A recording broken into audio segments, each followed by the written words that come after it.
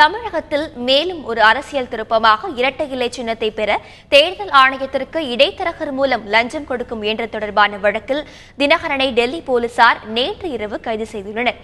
இதுகுறித்து எமது செய்தியாளர் அரவிந்த் தரும் கூடுதல் விவரங்களை பார்க்கலாம். இரட்டை இலை சின்னத்திற்கு தொடர்பான விவகாரத்தில் இந்திய தேர்தல் ஆணைய அதிகாரிகளுக்கு லஞ்சமாக பணம் கொடுப்பதற்காக ஒரு 50 கோடி ரூபாய் பேரம் பேசப்பட்டதாகவும் இதில் 10 கோடி ரூபாய் முதல் தவணையாக கொடுக்கப்பட்டதாகவும் இந்நிலையில் அந்த 10 கோடி ரூபாய் ஆனது சென்னையிலிருந்து கொச்சின் மூலம் ஹவாலா மூலமாக சுகேஷ் சந்திரசேகருக்கு அந்த பணம் கிடைக்கப்பெற்றதாகவும் அதில் டெல்லி கிரைம் பிரான்ச் காவல்துறை சோதனை செய்ததில் அதில் அந்த 10 கோடி ரூபாயில் 1 கோடியே 30 லட்சம் ரூபாய் டெல்லி கிரைம் பிரான்ச் காவல்துறையினர் கைப்பற்றியிருந்தனர். இந்நிலையில் டிடிவி தினகரன் மற்றும் சுகேஷ் சந்திரசேகர் இருவரும் பேசியதற்கான ஒரு ஆடியோ ஆதாரங்கள் அதே போல அந்த தொலைபேசி அழைப்புகளுக்கான ஆதாரங்களையும் கீழமை நீதிமன்றத்தில் டெல்லி கிரைம் பிரான்ச் காவல்துறையினர் தாக்கல் செய்திருந்தனர்.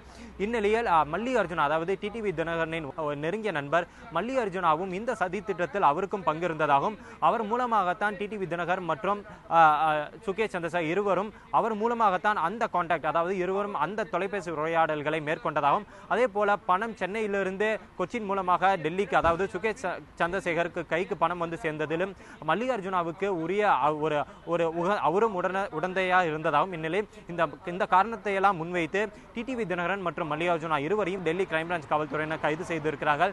மதியம் சரியாக 2 மணி அளவில் அவரை டெல்லி கீழமை நீதிமன்றத்தில் உள்ள நீதிபதி பூனம் சௌத்ரி முன்னிலையில் ஆஜர்படுத்த உள்ளனர். அப்போது டிடிவி தினகரன் தரப்பில் ஒரு ஜாமீன் மனுவும் தாக்கல் செய்யப்படும் என இங்குள்ள தகவல்கள் தெரிவிக்கின்றன.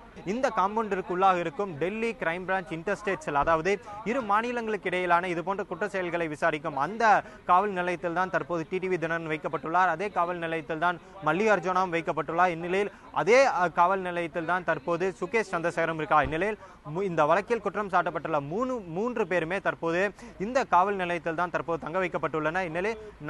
இந்நிலையில் மதியம் 2 மணி அளவில் டிடிவி தினகரன் மற்றும் மல்லி அர்ஜுனாவை நீதிமன்றத்தில் ஆஜர்படுத்தி ஒரு 5 நாட்கள் போலீஸ் காவல் எடுக்கப்படும் என டெல்லி கிரைம் பிரான்ச் காவல்துறை தரப்பில் தகவல் வெளியாகியுள்ளது.